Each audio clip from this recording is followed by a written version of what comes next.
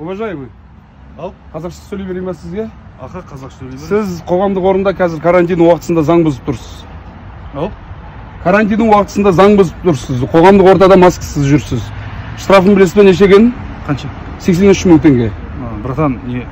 Жоқ, ешқандай братан емеспін мен сізге. Мен заң өкілімін. Братан. Маскың бар ма 83 000 теңге. қалтаңда? Маскың бар ма қалтаңда? Жоқ, әлі үлгерген жоқпын ал. Братан, Қалай карантин карантин қанша қанша болды? білесің бе? братан енді. Болмайды. Удостоверение Штраф бар ма жазып береміз. қалтаңда? Братан, Құжаттарыңызды беріңізші.